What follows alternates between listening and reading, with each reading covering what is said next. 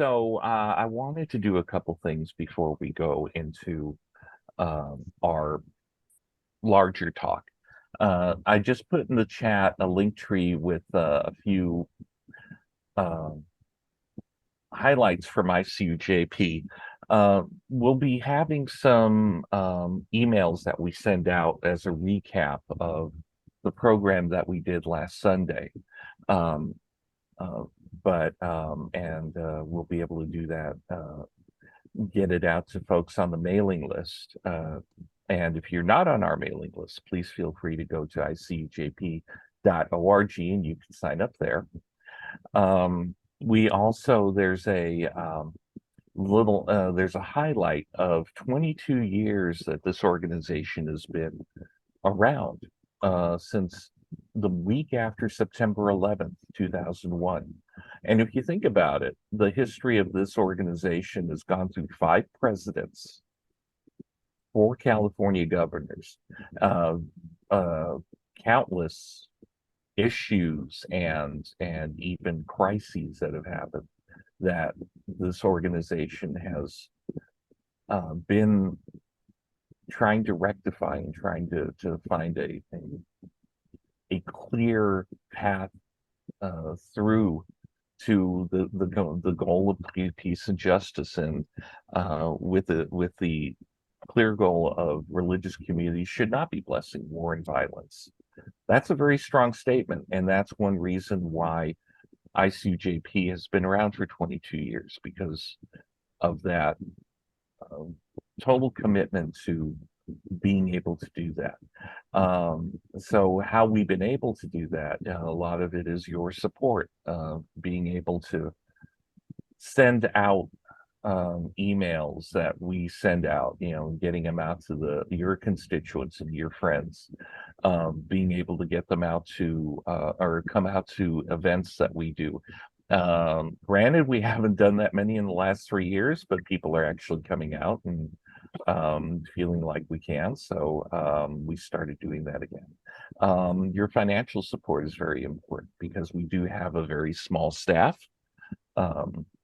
And we can use all your help as far as the basics, the office equipment that sometimes falls apart, the computer that ends up smoking in the middle of the night that we have to fix, which I've actually had happen, not here, but in another company. But all of that is part of the machine that helps keeps us going. And if you can click on those links and maybe make a small donation, that would be great. You can do that as a one-time thing, or you can do it for month after month, like I do, and a few other people here do as well. And by all means, go on there and get on our mailing list and find out about a lot of other great programs that we're doing. I wanted to, do a short introduction for Dr. Phill Gittins. A couple months ago, with the suggestion of Jasmine, I ended up attending a program that World Beyond War did online with activists and people from World Beyond War chapters from all over the world. And there were breakout groups, and it was very interesting. They were very it was a very focused group of people who were looking at actual solutions and actual ways to make their own chapters work very well, get consensus, and get a plan on issues that they were having in their own areas. And they're also concentrating a lot on bringing younger people in. And it was something that I thought would be something very, very good for us to find out about and also grow into, because World Beyond War is doing a lot of really good stuff. And ultimately we can probably work with some of the US at large, and maybe more collectively in the Southern California chapters and stuff. So I will turn it over to Phill, Thank you so much. Thank you so much, Rick. And thank you so much, everyone, for the introductions. It's really nice to kind of get a sense of you all, and it feels like a nice kind of homely environment. So, Rick, yeah, you asked me to speak a little bit about, well, specifically some of the work we do with youth. And what I'll do shortly, I'll share the screen. But actually, as I was listening to you, and you also said, can you say a few words, at the beginning about kind of why we do what we do, or what brought me to this work? Would that still be of interest if I just say a few words about that one? And then maybe I can tie it into a few of the things that I heard along the way as well.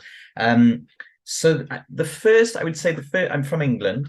The first kind of half of my career, let's say, was in three areas. And that's what I did my degrees in, my masters, my postgrads in youth and community work. So I worked for the government as a youth leader. And then I trained as a psychotherapist, and then trained other psychotherapists to be psychotherapists or to be psychologists, etc. And also, shout out Rachel, I trained as a teacher as well. So training other teachers as well. Well, I worked as a teacher, but then later trained teachers how to work more effectively. Well, teachers, police officers, youth workers, social workers, how to work more effectively, specifically with young people and specifically with challenging young people. So I'll say something more about that. But in 2009, I did some traveling around the world, and went through Central South America, Southeast Asia for a year, and then come back after that year, and kind of after seeing many beautiful things around the world, also seeing kind of lots of legacies of violence and the immediacy of violence and conflict on the ground. And it got me kind of scratching my head. Okay, how can I, use some of my interests, or let's say passion for youth work, for education, for therapy, to kind of try and make a difference. And then I heard about this field called peace and conflict work, or peace education, or peace and justice studies, etc. So then fast forward another 10 years. I've been working in that area since then, since 2009. Along the way, I did a doctorate research, and I wrote some books focused on, one of the ones will be on war, a global security system, which looks at how can we look at moving towards a global security system. That's the latest edited version of our World Beyond War book, but also another book on peace more broadly and peace education in particular. But I'm just looking at it, very, very apt in terms of where I am today. I also have a number of hats. So one is that I'm a fellow for an organization, I know Rick and I were in contact with this, called CICID. CICID is the International Centre for Dialogue, which is one of the forefront leaders in terms of interfaith and interreligious dialogue. So they do work very, very closely with the UN. They're all around the world. And I was very fortunate to be selected as one of their fellows and to go through a training program with them for a whole year, actually. And now, since finishing the fellowship, I've since been invited back to do kind of sessions and talks and things for current cohorts that are going through the program, specifically on working with young people. So I just wanted to mention that because that's a very kind of connected to the great work that you're doing. So I think a good way of doing this, and I know you said, Rick, about 30 to 40 minutes, but please, we don't want it to be kind of death by PowerPoint. If there's questions and you prefer to kind of, let's have a chat, let's do that as well. I'm really, that's really cool as well. So, but what I thought I'd do is share the screen here. So basically, broadly speaking, I thought, okay, maybe one working title might be the role of young people as peace builders and war abolishers. Now, the both are linked. Because I think we both need to, in order to look at sustainable peace and justice, sustainable, lasting peace and justice, we need to work for peace. But there's no way of achieving that on a broad scale and in a sustainable way that doesn't look at ending war and the war system. And I'm going to make some arguments about why we think that is at World Beyond War. In particular, we'll look at some of these questions here. How can we support youth to be sustainable peace leaders? What do they need to know? Be a very big thing in kind of religious work, and do in order to make positive impacts on peace and security, or you can say peace and justice, peace and social change. And how can we improve collaboration and innovation in peace education or peace building education and action efforts? We need to be collaborating a lot more than what we are doing, bringing different sectors from different fields, different age groups, different cultures together, so that we can work together and learn with and from each other. You've done this already, so thank you, Rick. I always like, to get a sense of, well, who's here? So I've got a nice little bit of a sense, who's here. So yeah, lovely to meet you all, and thanks for the invitation. Before we look at what I'm going to talk about specifically or answer those questions, it might be worthwhile saying a couple of words about World Beyond War. So they've been working with World Beyond War, an amazing organization, since 2019. So some of you already know about World Beyond War and its work, but started in 2014 with David Archer and David Swanson as the co-founders. And they really started with the idea, or the ideas since it started, and also now to where we are today, has really been kind of differentiate ourselves in two ways from other organizations. We try. One is that global in scope. So we work with members in 193 countries. We have World Beyond War chapters and World Beyond War affiliates. So a chapter is someone that says, okay, we want to do peace and justice work, or peace and anti-war work in Cameroon, in India, in Burundi, and South Africa, and call ourselves World Beyond War Cameroon or World Beyond War South Africa, and we will support them. We have World Beyond War chapters in California who are very, very, very, very active and do some wonderful work. We're so fortunate. One thing to really highlight is that the real superstars, the real people that do all the work, is those on the ground that we work with. Those are the people that are doing the important work on the ground, and we're really there to kind of support them do this kind of work. And we support them through two ways: education and action. And then the other way which we try and differentiate ourselves is that we are against the war system. So when we talk about war and the war system, we mean the perpetual kind of investment in preparing for wars instead of preparing for peace. And I'm going to say something about that. What do I mean by preparing for wars and not preparing for peace? I'm going to say something about that shortly. But this was something yes, when I hear David, in particular David Swanson speaking, that they saw as different to other organizations. There's brilliant organizations around the world are doing an amazing work in the area of peace and justice work, but not all of them were really against, okay, well, let's go after the elephant in the room, the war system. If we really want to achieve lasting peace between people and on the planet, we have to look at addressing the war system. One of our focuses, or actually a big focus of the work that we do, revolves around, we have a seminal book, and if you haven't read it, I'd really recommend reading it, called A Global Security System. It's now in its 5th edition, which tries to lay out what are the downsides of the war system, and I'm going to say something about that shortly. But more importantly, what do we replace the current war system with? How do we replace it with a peace system where peace is pursued by peaceful means? So we lay out a 3 kind of pronged approach for doing that. And I'd happily talk about that some more if you want me to after, but it revolves around 3 broad strategies. One is demilitarizing security. So how do we move the money away from war towards a peace economy? And there's several components within that demilitarizing security, such as disarmament, among others. The second one is managing conflict without violence. And again, there's some broad components within that as well, such as reforming the UN. If you look at it, the UN started and its mandate was to end the scourge of war. That's why we had the UN. That's why we have the UN. But then if you look at it, the people who can veto within the UN, they're the biggest war manufacturers on the planet.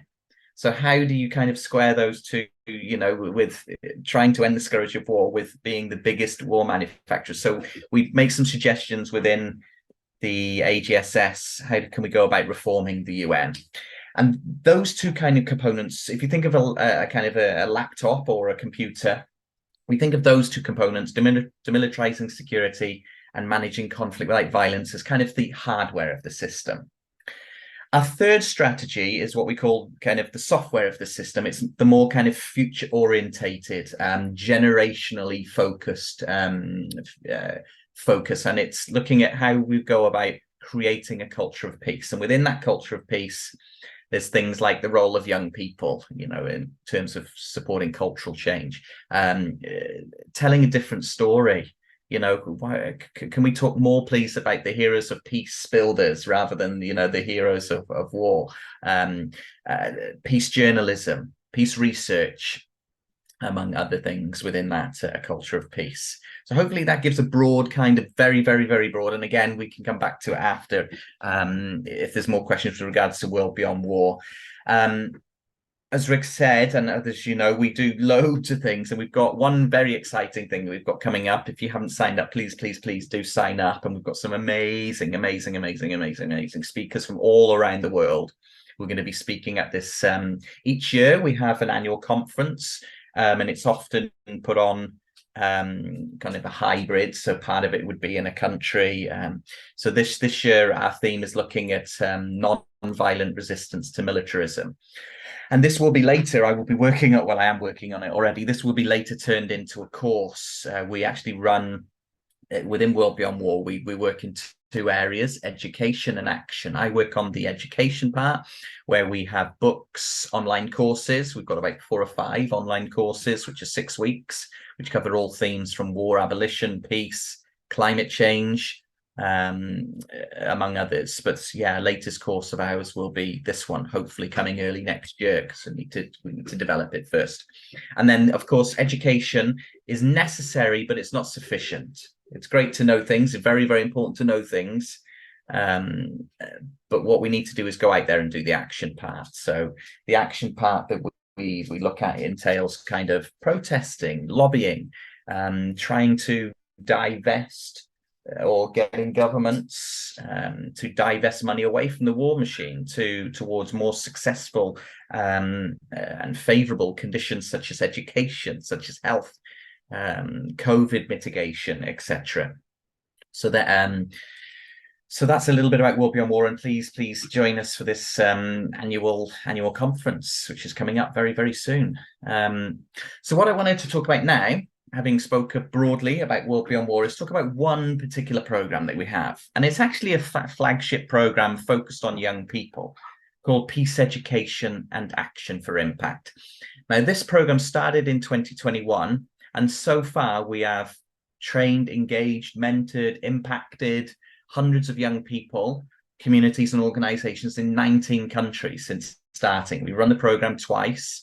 Had 12 countries involved in the first pilot and 7 in the next. And we're actually planning, currently sitting down, thinking through who the next countries might be for 2024. If you have interest, we'd love to maybe have a team, you know, but yeah, let me talk a little bit about what it entails, and we can continue the conversation. So before doing anything, the only way we're able to do this work is because of the people that we work with in these 19 countries provide scholarships for the young people to go through the program, to go through a developmental journey of education and action. And we provide support for them to do peace projects in their communities. So this program really revolves around this argument, equipping young people. And when we say young people means different things to different people. If you look at the United Nations definition, 15 to 24. If you look at the African Union, people can make arguments where young people are in the 40s. You know, we define young people as 18 to 30 or 18 to 35 within the program.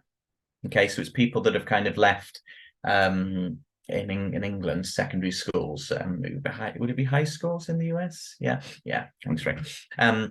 So equipping young people with the skills, networks, and support to both promote peace and oppose war is one of the largest and most global and important challenges facing humanity. That's the argument that we make.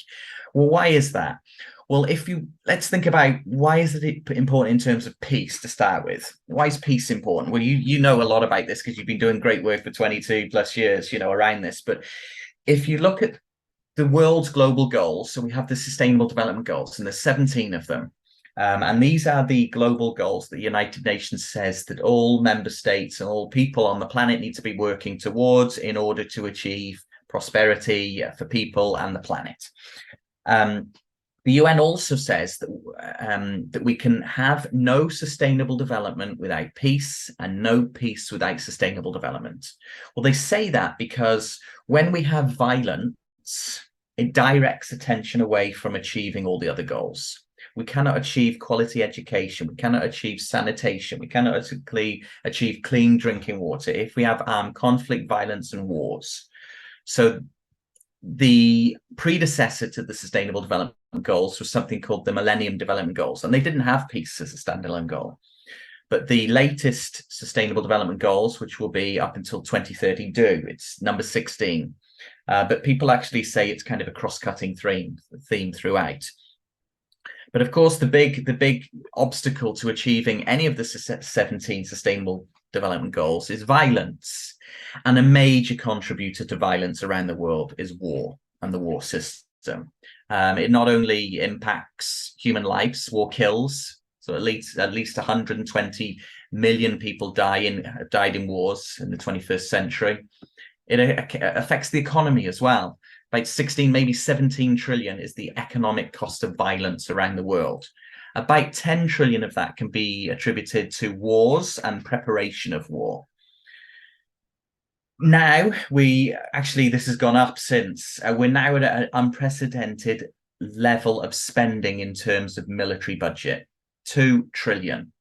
2 trillion around the world. If we put that into perspective, research by ourselves and others has suggested it would cost about 30 billion to end global starvation on the planet.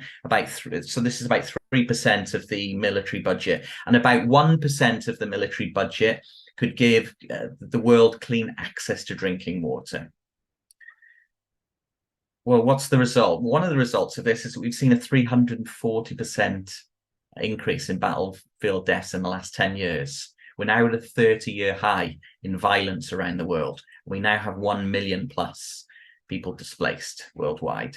So that gives a bit of a snapshot in terms of what's the situation we're facing with regards to, our transition from war to peace. Well, when we think about transitioning from war to peace, when we think about peace building, social change, justice, there is no viable approach to achieving sustainable peace and justice on the planet that does not involve the role of young people. Gandhi said it best. If we want to achieve real peace in the world, we have to start with the children. That's always been the case, but it's particularly the case now. Now we have more young people on the planet than ever before in the whole of history. So if we're not working with young people to kind of help support them to be peace builders, they might be learning other things to help them to become perpetrators of violence or perhaps victims of violence. Here's some statistics from the UN in terms of 1.8 billion aged 18 to 24. So those were some of the kind of the motivations behind why we started Peace Education Action for Impact. Now, this is a collaborative venture. Our main partner is Rotary. Rotary is the largest service organization in the world, 1.2 million members, 36,000 clubs. And we work with their group, which is focused on peace, the Rotary Action Group for Peace. So thank you to them. But it's a collaborative venture in the sense that we work with locally embedded partners in all the countries that we work with. So I'll say something about that shortly.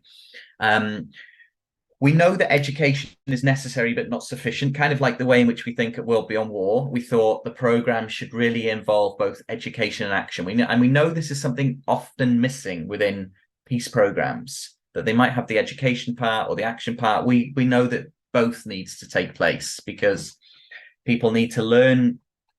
If you think about it, in schools, or if you think about everywhere, all of the world's religions, all of the world's governments talk about peace. Not all of the world's religions and all the world's governments are teaching about peace. You are doing a great job, but that not all are. Why aren't we teaching peace in schools, for example? If it is a kind of a core challenge for all governments around the world, we're not. In schools, in universities either, or maybe you go to universities, there's graduate programs, and you pay thousands and thousands of pounds. So we really wanted to offer peace education action for impact for people that are in school studying at university or working, that they can take alongside their studies, alongside their work. So we split it into 2 parts.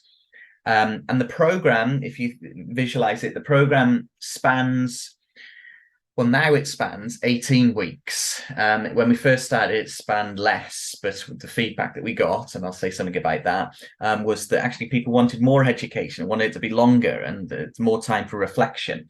So part 1 is really the education part. And we talk about education in terms of the knowing, being and doing of peace building.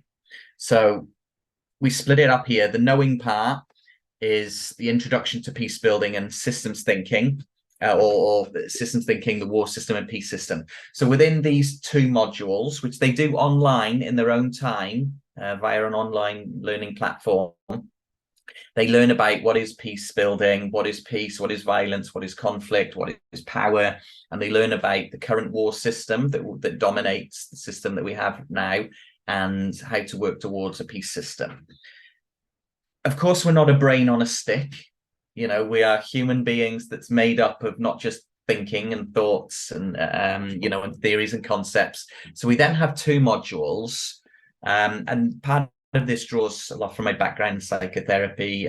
One called Ways of Being with Self, where we really kind of work with young people to kind of turn them into kind of, look at themselves in terms of their own inner peace. Now you are in a brilliant position, because I'm sure the work that you do here in terms of the reflections as well is really helpful in terms of that. But again, not a lot of young people get opportunities to have those kind of experiences to engage in inner reflection. Again, we don't live in, it's fine if I'm, let's say, Dalai Lama, and I'm meditating or focusing or using mindfulness on my own, but then there's wars outside or there's fighting outside. So peace with self is necessary, but it's not sufficient. Inner peace is necessary, but it's not sufficient. So we train young people in terms of what we call ways of being with others. How do we go about facilitating dialogues? How do we go about actively listening, being compassionately present with others? So this is kind of the being part. And then we have 2 modules which look at, which young people really love as well, the practical points. So, okay, how can I go about designing a peace project and implementing it within Los Angeles, for example, or within, my church group in Los Angeles? So those are the kind of the way in which the weeks are split up in terms of part 1, and it's all online. We invite some of the leading experts working in peace and justice to kind of facilitate each week. We create the content, but they facilitate it. And of course, education necessary but not sufficient. So what happens in part 2 is that they then take what they've learned in part 1 and then implement a project in the community. And it revolves around, if you remember before, the book that we have, the AGSS, has 3 broad strategies: demilitarizing security, managing conflict without violence. Within managing conflict without fears, the role of religion and peace building, I think, by the way, just to give you a heads up, because we have components within them. And then creating a culture of peace. So they then go and do their projects, and they have to design it, implement it, and evaluate it within the 9 weeks. This is the really cool thing. Each country that's involved is made up of a country project team, and this is really, really brilliant. And each country project team is an intergenerational collective. So we have 14 members, 10 are young people, age 18 to 35. And then the other 4 are kind of adults that work with the young people. 2 of them are coordinators who have overall leadership for what happens in the country. And they recruit the young people, and then they recruit 2 other mentors, which are adults, either people from institutions, communities, groups like yourselves, Rotarians, teachers, lecturers at university, think tanks. They kind of constitute the adults that work with the young people. This is the Venezuela team. And they actually work together through the process. The mentors are there to kind of support the young people through the process of the project. Now, in 2021 we started, and we had 12 countries involved. So they went through the whole kind of developmental project together. 4 from Africa: Kenya, Nigeria, Cameroon, and South Sudan. 4 from Europe: Ukraine and Russia, very interesting, Serbia and Turkey. And then 4 from the Americas. So US, we had a US team, we had a Canada team, Colombia and Venezuela. So they went all through the project.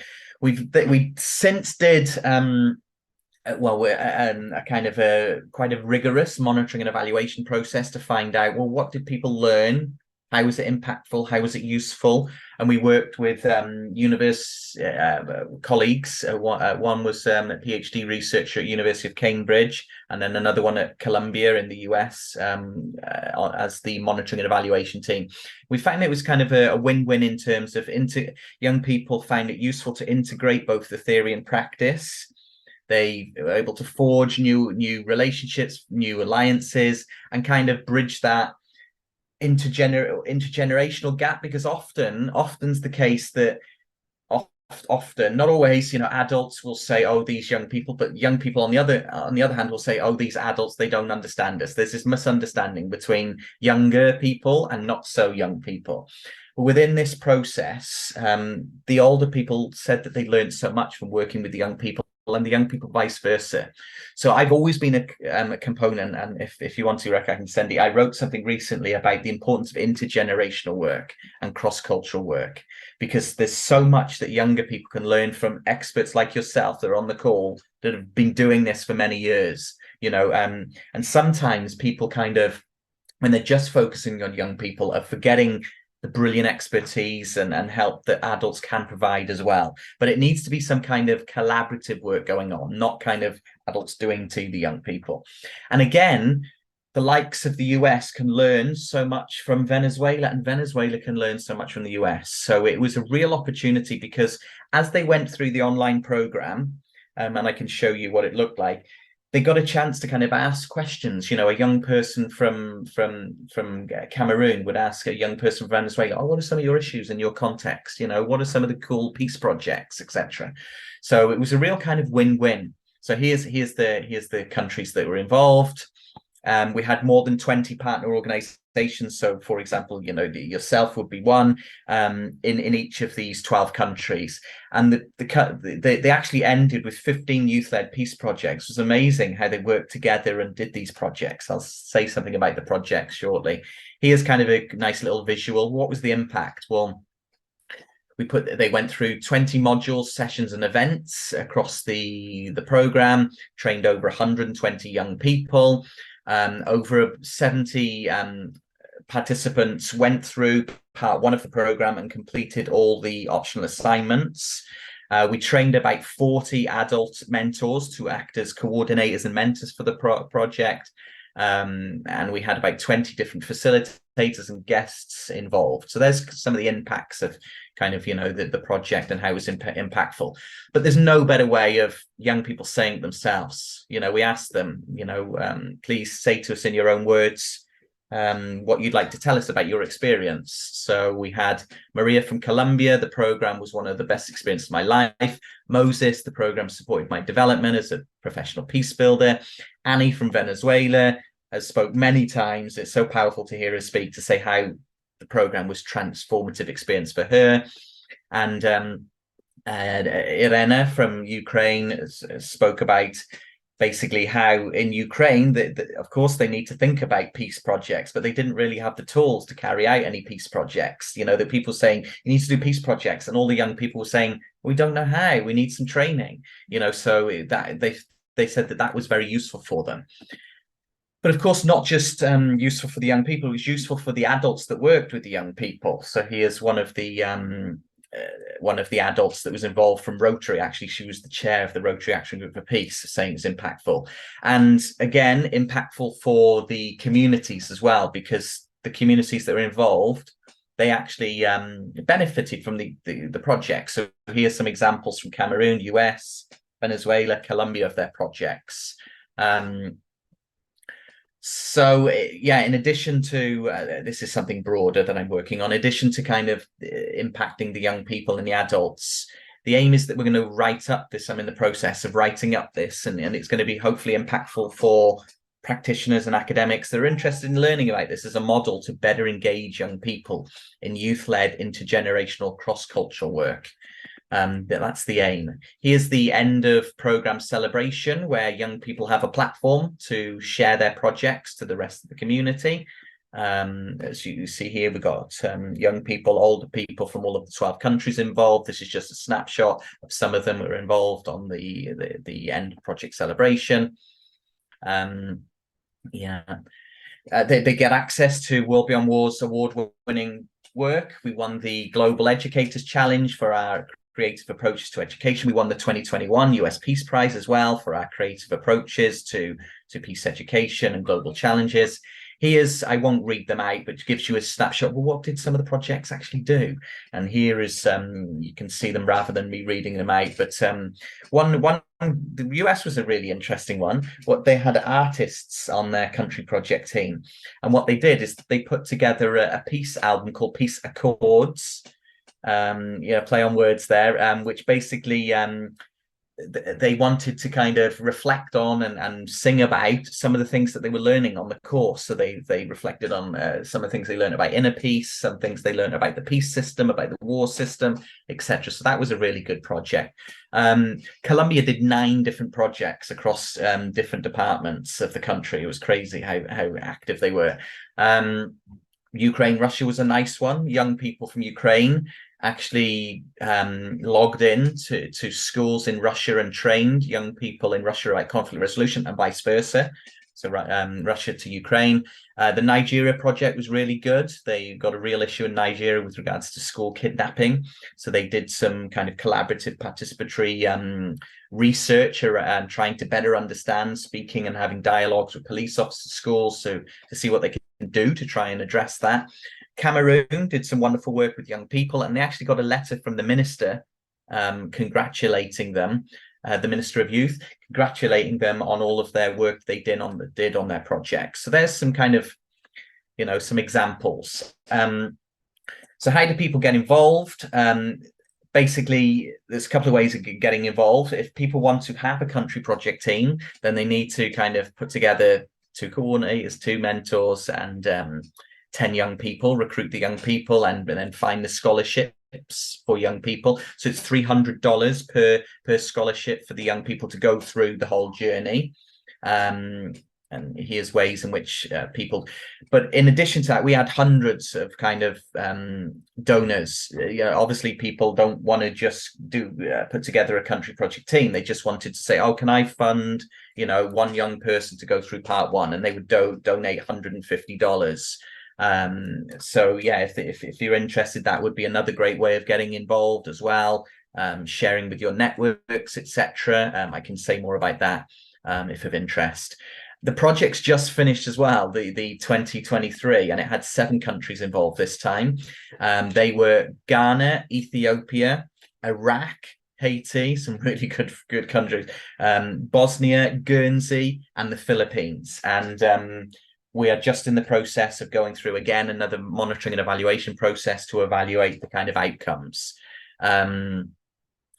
I got a picture there. So that's it. That's a little bit about the Peace Education and Action for Impact. So hopefully, everyone, thank you for listening. Hopefully, I've said a few words about the great work that World Beyond War do and some of the work that we try to do within Peace Education and Action for Impact. But the most important thing here is to say that the people on the ground, like you, like the other affiliates that we work with, are the real superstars doing the real important work. So thank you once again for listening, and look forward to any questions or comments that you might have. Thank you. No, that was very powerful and very thorough on what you guys do. And what I like is that you've taken all of this knowledge that you've gained over the years that World Beyond War has been going, and be able to distill programs that are very efficient, that focus on what each group and what individuals in each country are looking to further for their own for their own programs, and making a context for it in a larger group as well, which is not always easy, as you know. But yeah, and it looks like there's some very interesting ways that ICUJP can be involved. Frankly, and this is I'm very ashamed to say this, I did not know about the Rotary Group's work with as a peace organization. And there's maybe some great connections there, because they are very active in California as well. So I'm gonna if we can open this up for questions, if you want to raise your hand, either digitally or biologically, and I will look for that. Joe Francis, you had your hand up. Thank you. I'm really blown away by this. I had no idea that you had chapters in all these different countries and all these different cities. What are the ones I couldn't tell from the map? I saw a whole lot of those little pins around the southwest of the United States, but I couldn't tell. Is there an LA chapter? Is there the closest one? What? And it would really be good if ICUJP could connect with them. Yes. So I can put you in contact with our organizing director, Greta, who knows exactly where all of the chapters are in every particular place. But I know that there's definitely in California, and I know that they're very, very active. Bob is the person in California. Exactly whereabouts they are, whether they're close to you, I don't know, because I don't know your geography that well.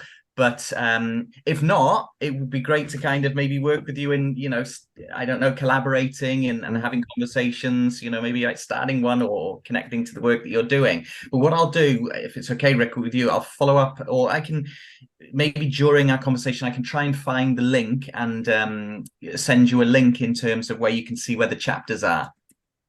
Yep, sounds good. And and I also put the link for your website, and also for CASID as well. So that's something else we're gonna look at as we go forward. But yeah, Carl Francis, that's a great question. Anthony, you had your hand up. Well, a couple of things. First of all, Phill, I'm not surprised about Rotary, because I was at the Parliament of World Religion, Salt Lake City, and Rotary had a great exhibit there. And I know that they did a lot of work back in the 80s when I got involved with the Soviet American reconciliation work. A lot of Rotary members went to the Soviet Union as citizen diplomats. So Rotary's had a great history of peace work around the world. So, and then I'm a little disappointed today that Susan Stauffer, whom we haven't seen for a while, didn't show up, because she's doing great work around peace education with younger kids in their elementary and high school age. So one of my questions is, do you work with that age group? And the third thing is, I'm just blown away by the scope of your work and how you reach out to, shall I say, a little bit unlikely countries that I wouldn't have imagined had active groups. And yet it's so encouraging to see these enthusiastic young people from those countries. So my question is, how do you establish a network to countries that are not necessarily the first ones that would come to mind? How do you establish relationships and get things going? Yeah, those are my questions. Thank you. On the first one, with regards to Rotary, yes, it's Rick, don't beat yourself up too much about it, because not everybody knows about the great work that Rotary are doing. It's true. They have all these members around the world. They actually hold the highest consultative status within the UN. They actually helped start the UN. They were there at the meetings with regards to starting the UN and UNESCO as well. That's the one side. On the other side as well, they have 7 areas of focus. One of them is peace. So many Rotarians around the world will not focus on peace. Okay, so they have kind of a Rotary area of focus for sustainable development, a Rotary area of focus for against slavery, and then a Rotary action group for peace. So not every single Rotarian, you know, works in that area. They're first and foremost, need to remember, business people. That's why they started out over 100 years ago. But yes, big fan. I'm a fellow for Rotary. I do many talks and collaborate a lot with them. So yeah, big fan of Rotary. The second one with regards to age groups, yeah, great question as well. This program, Peace Education Action for Impact, focused on 18 to 35. However, we are under the umbrella of education. We know that we need to educate more people more effectively, and we're interested in reaching out, and we're in the process of reaching out to, and we have done work in secondary schools, kindergarten as well. We have some materials which can be adapted for sure for high schools. Kindergarten, not as much, but we would love to work with people. And again, this is the thing, that we have the scope that we have because of the brilliant people that we work with in all these places. So if any of you want to work with us, please, you know, come and let us know. We've got something online for educators, which is free, which is called Study War No More. And basically what we did, we took our book, I'll put it in the chat as well in a minute. We took our book, A Global Security System, which if you read it, it's a very good book. But it's written in a certain way for kind of policymakers, academics, etc. The average teacher not going to pick it up, you know, and go, okay, I'm going to, you know how to adapt and use this with my students. So what we did is that we worked with the Global Campaign for Peace Education to put together a kind of an online guide, which is free, called Study War No More. And it actually takes segments from the book. So for example, there's a segment on human security, or a segment on, I'm just thinking, we've actually got it on our list to do religion and peace. I don't think we've done it yet, but it's on our list. For example, religion and peace, women in peace building, youth and peace building, reconciliation, and interviewed an expert that works in that area. So for example, the segment on a culture of peace, we interviewed Ambassador Chowdhury, who is from the United Nations, who is the person behind the culture of peace in the United Nations, to ask him, what was your motivations for coming up with this idea of a culture of peace? And we've used that as a kind of 5 or 10 minute video clip that teachers can use in their classes, and then suggest some kind of follow-up questions. And that's been used with high schools and universities in different parts of the world. So we do have those resources available. And in addition to that, we have these online courses, which we run. We started off running 2, but now we're running 4, and I don't think that's a good idea because it's a lot of work. And I've said I think it's too much. But we're very successful with our online courses. They're 6 weeks. One's called War Abolition 101, War Abolition 201, War in the Environment, for people that are interested in the connections between peace and the planet. That's always very well attended. We often have between 150 people from around the world taking our courses. The youngest that I know that has taken our course is 13. The oldest that I know is 94. That's no joke. So, and that was like brilliant kind of intergenerational kind of, networking. But that's open to everybody. And people take those courses, whenever, if, around their schoolwork, around their studies. The usual courses, the usual cost is $100 to take our course, but we want to make it available to as many people as possible. So we actually say you can pay on a sliding scale for a 6-week online course from $25. And what actually people do is that we give the option, pay more if you can, because people pay more. For example, they'll pay $150 or $200 to then make it available for other people that can't. So it's really this kind of collaborative effort. So hopefully that says something about the second question. On the third one, how do we reach out? We have an amazing organizing director who's just brilliant. She's just absolutely brilliant at kind of reaching out to people, so organized. David Swanson, our other co-founder, is very good and very strategic in terms of knowing how to. Also, word of mouth, we use a lot of that as well. We have a really, really good knack of people that take our courses and people that attend our webinars take more of our courses, take more of our webinars. We have a really good knack of kind of keeping engaged. And what we're also doing now, which is on my kind of to-do list, is we're putting together a World Beyond War alumni network, because we have over 1,000 alumni that have taken our courses now. And what we want to do is co-create this alumni network with them and say, what do you want to do? And how can we support you to do that? In terms of how do we get, let's say, I think I know what you're saying. People from certain kind of countries, we need to get better on that. We were fortunate in terms of Venezuela being involved in Russia, on the last. But we do actually several things actually with people from Russia. We're trying more so with China as well, and I think we've still got a few countries to go on our map which have not signed our peace declaration so far, and we're looking how can we get more people, for example, from I think Cuba is one of them. We still haven't got a signature for, but we're always looking for better ways to engage more people, because this is the big thing, the global thing.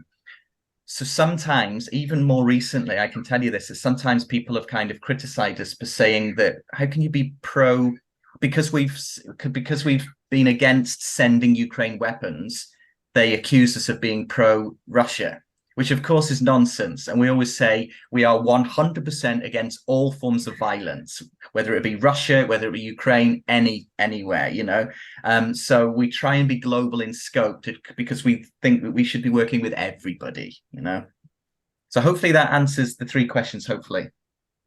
Yeah, that was very helpful. And by the way, Phill, I love your enthusiasm and your commitment and how well informed you are. This has really been very helpful. Thank you. Yeah. I think what's interesting too is and how I'm getting the idea of the program that you're talking about with some older community elders and with the younger people that you're involved with, is that it is a learning process for both sides. One of the big things that I think our organization and other organizations that have been around for a while is that you kind of get entrenched in what used to work before, even on things like outreach and because of the nature of communication and social media that we deal with now, what you think was effective isn't always effective anymore. So that's always good. And of course, understanding other perspectives from, because speaking for myself, I'm old and jaded, and I need to always be around younger people in order to keep that away. Maggie, you had your hand up as well. Thank you so much for your presentation. That was really, really interesting and kept my attention. I went to a conference last week that was one of the speakers had worked for the State Department, and as she presented her talk about migration and climate change and all that, it was very interesting. But her statistics about the cost of the military, the way she presented it, she gave the government statistics that our expenditures for Medicare and Social Security are greater than our military expenses, that they're about 30% of our budget. And I know the Friends Committee on National Legislation has a 50% at least, maybe more. And how are these statistics determined? And is your organization making those statistics available on the cost of war? Okay, so I can't comment on that particular person, but in terms of your question around how are we coming up with the statistics, there's many research institutes around the world that kind of look into this. One is called the Cost of War Project from Brown University, and they come up with all the statistics. Another one is called the Stockholm International Institute for Peace, who come up with military expenditure. Funny enough, I'm looking at writing something next week, and I was just looking today that's actually over 2 trillion, according to their research, etc. But I mean, in terms of what you just said, in terms of how it compares in comparison to medical care and things like that, I'd be very confused. I mean, I'd love to see kind of, the details of that, because all the research, everything that I've seen has totally against that. That is, yeah. But I of course can't comment because I didn't see, but it's kind of, yeah, a bit concerning, or yeah, I don't know how they've come up with those statistics.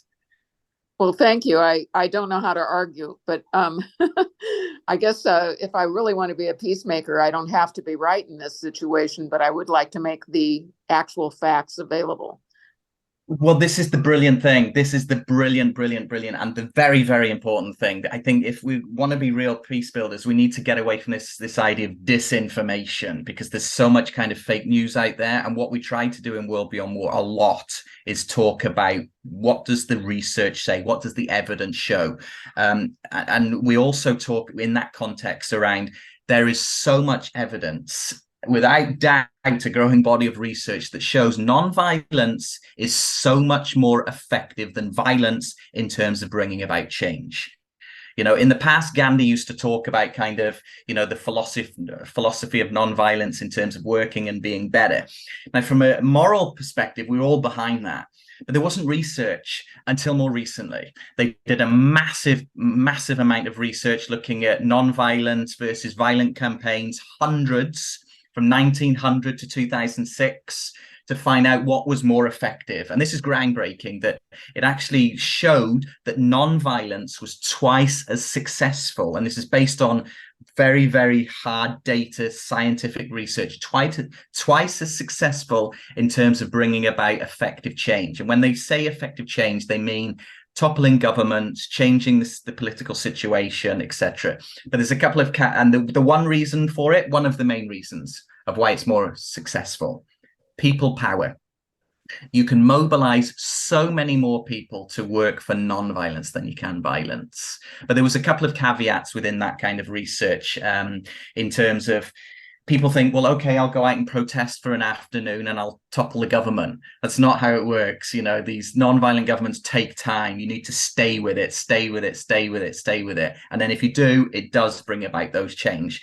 So I 100% agree with you there, Maggie, around the importance of data. We are very, very sturgeon and very try our best to kind of support all the claims that we make with kind of research. So I will follow up with an email and send some links through with regards to kind of, you know, the military expenditure and things like this. It's in our book as well, but I'll send it through for sure. Great point. So those will have the two names that you gave me earlier. Yes, the cost of war project at Brown and CIPRI at the Stockholm. Yes, who are with some of the leading people on that. Yeah.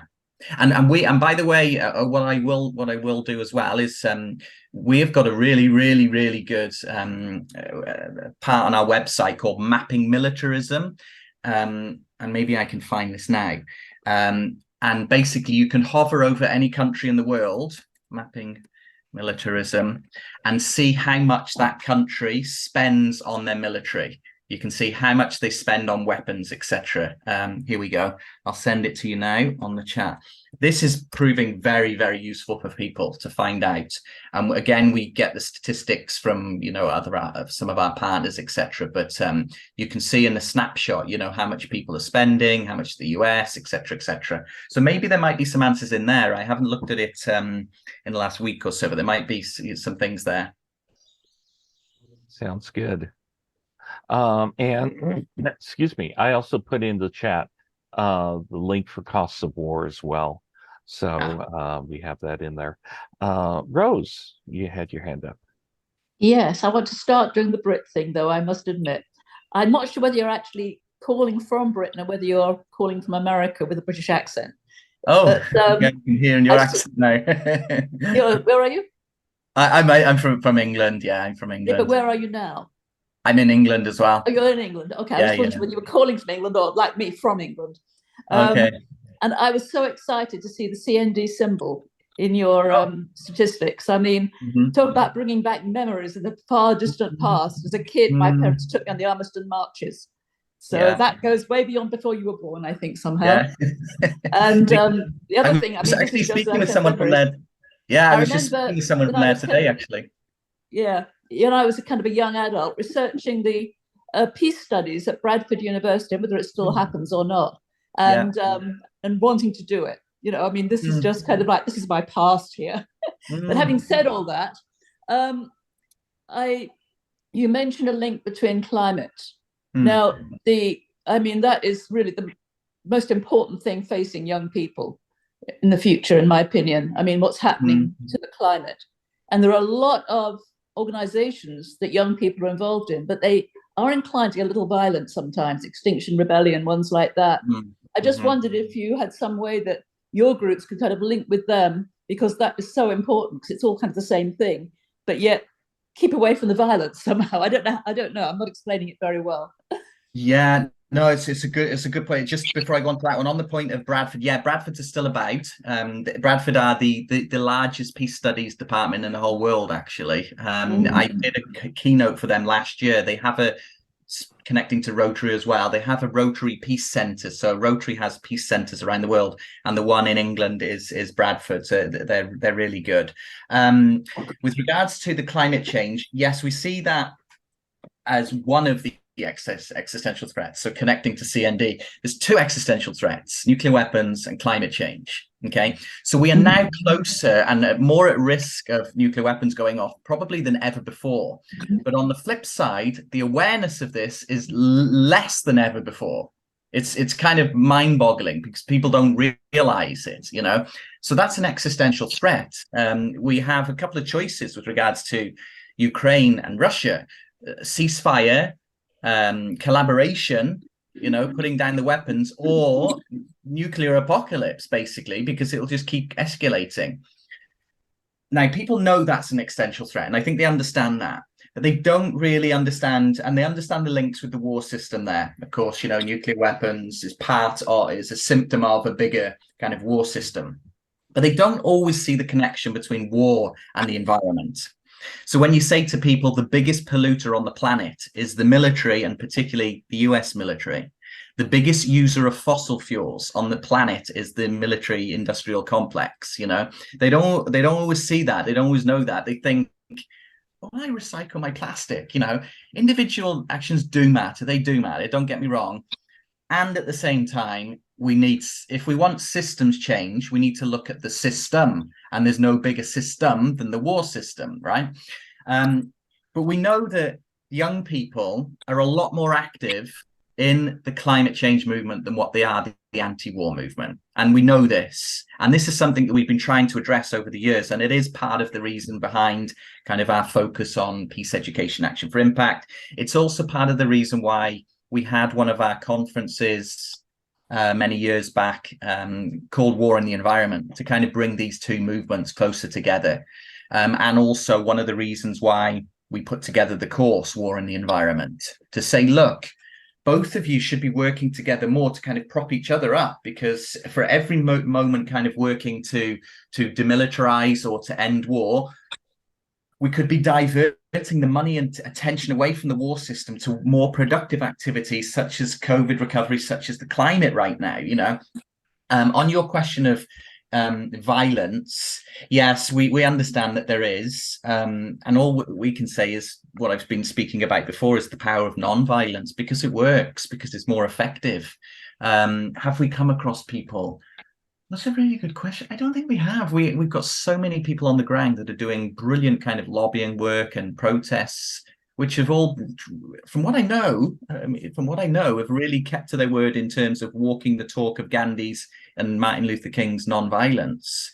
I don't know in terms of kind of diverting people away from violence to non-violence. That's a good point. Maybe something for us to think about, how we go about doing that.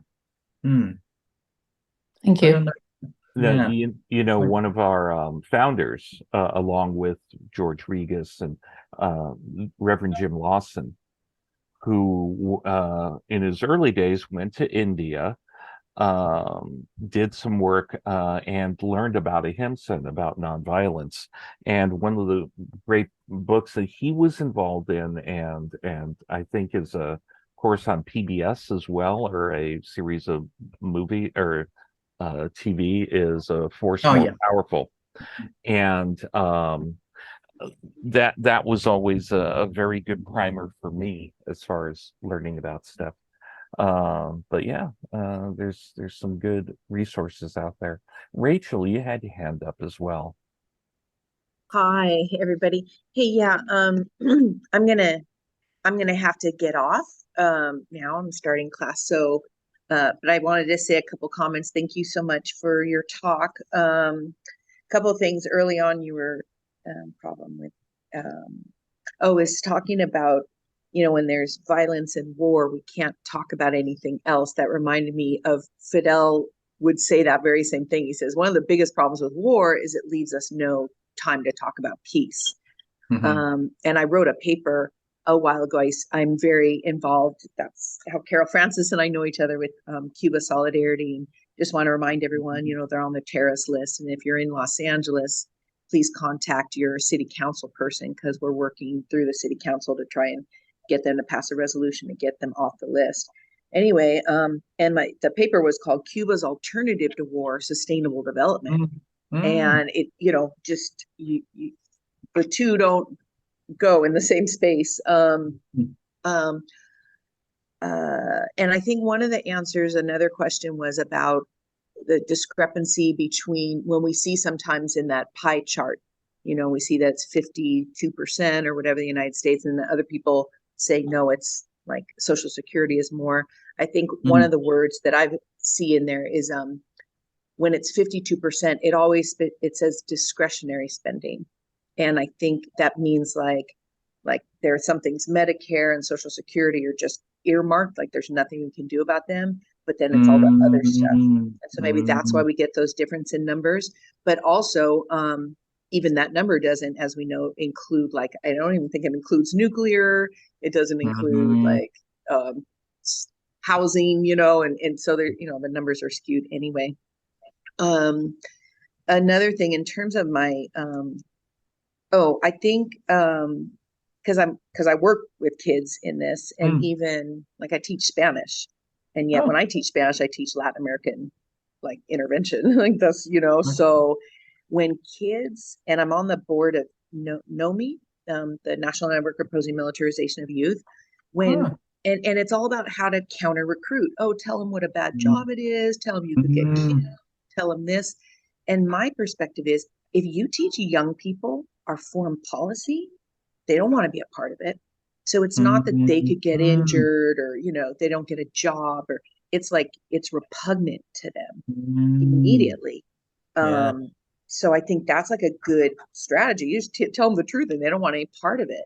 And then lastly, like this whole, you know, the connection between, and I'll just say because it's public, but 3 days ago we had a student bring a gun to school, loaded. And so we had to have a discussion, and there's like police outside and everything. And that just really angers me, because young people are not like that. They're forced to be into this stuff that we, you know, create in the society for them, in the culture. But making that connection, because many people are or pro gun control when we're talking about little pistols or whatever, semi-automatic in the United States, but making that connection between domestic, just like violent culture, you know, domestic and international violence, and that it's connected. I think, you know, does World Beyond War do any of that? You know what I'm saying? Like, gun violence is home is the same as gun violence abroad. And then one last thing is that we've had success. If anyone's thinking of working with young people, we've had a lot of success the last couple of years changing from a peace club. Not many kids showed up. Now we call it Peace and Planet, and they show up, and we make that connection. That's good. Interesting. So, can I come back? Okay. Yeah, I'd love to. I can hear an answer, but then afterwards I have to say goodbye to everyone. But I'll be into coming back with my students someday. That'd be great. Well, that was the first thing, not so much an answer, just one thank you. You got me thinking a lot. I don't know if I can answer all of them, but the first thing is, if we can ever kind of, you know, say hello to your students or whatever, we're always kind of visiting classes and, you know, and having chats. We love that. So please, awesome. With regards to that. The second thing, like you, Rachel, like everybody, please keep in contact, with me, and I'd love to kind of, to think of ways of collaborating, or, moving forward. Third thing, you might be interested. We're bringing out a course probably later this year, probably early next year, called the Monroe Doctrine. Which is looking at kind of 200 years after the Monroe Doctrine, and what can be done about it, and isn't it time to kind of leave it behind, etc. That might be of interest, even maybe to your students as well. As you know, as I said, I've lived in Latin America for probably about 8 years on the ground, so I know a fair bit, and I speak Spanish, and so I'd love to kind of maybe chat with some of your students as well about that as well. The connection that you make between gun violence and the broader kind of issue of the war system is a brilliant one. And it could be argued that actually one of the reasons why we don't stop, and again, I'm very aware that I'm an English person here speaking from outside of the US, but so I'm just going to say this now, but one of the arguments made is that kind of ingrained in the US kind of way of being in terms of militarization, and they see the kind of movement from the war system right through to policing as well, that there's a real kind of clear connection in terms of how they're trained. But I'm aware that I'm saying this as an English guy, but I have lived in the US as well, so I can say it, and I have worked with young people on gun violence issues as well. No, you're right on target. Okay. So I sometimes, you've got our culture down. And I'm not here to kind of offend. I'm just saying, based on kind of work that I've done with young people and things that I've heard, but I like you making that connection. And I also love the connection about, and it's things that we've thought about as well, changing it from peace to peace on the planet, because it's just maybe more sexy for young people, to get involved with that kind of work, peace on the planet, which is, we perhaps need to adapt, don't we, to kind of engage more young people. So thank you for that heads up on that one. Yeah. And one last thing, and then is that kids, I mean, I'm just telling you because that's who I work with all the time.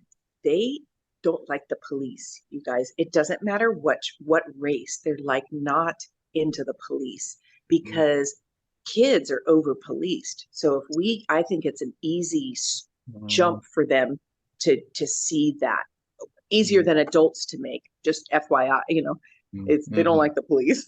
And then just last kind of fun, we wrote on the board, so we're tomorrow, next Thursday is International Day of Peace, and they had the idea, let's find out what countries around the world are doing. And so that's going to be part of we're going to have a little table, and we're going to give peace tattoos out in school, and so they themselves are going to research and stuff, so they're into it. Can you send pictures? Maybe can you kind of take some photos and send me? Okay. We share it, on our network or something, if that's okay. Okay, cool. And again, I'd love to be on this forum again with my students. Yep. Rachel, thank you for joining us too. And yeah, we'll sidebar maybe in the next couple weeks, and we'll set something. Okay, good. No, that's great. I'm glad we were able to make that connection. We are getting to the time where we're kind of closing stuff up, but Phill, thank you very much for coming. Obviously, you understand that this was very well received and is a really good catalyst for us to be able to do some work in a broader context, not only with the focus on youth, but also using some of the ideas that you were bringing up too. Like I said, I'm going to find out about the Rotary chapter in LA that's doing peace work and stuff. So that'll be really, really good. Just thank you. It's been lovely to meet you all, and thank you all for kind of staying with it for this time in the morning. Just really appreciate being with other active people working for peace and justice. So thank you. And as promised, I will follow up with Rick with some of the things that I mentioned, and include the links to send hopefully to you all. But as we often say, I hope our time together on this call leads to more time together in the future. So thank you so much, and wish you all the best with all your great work that you're doing.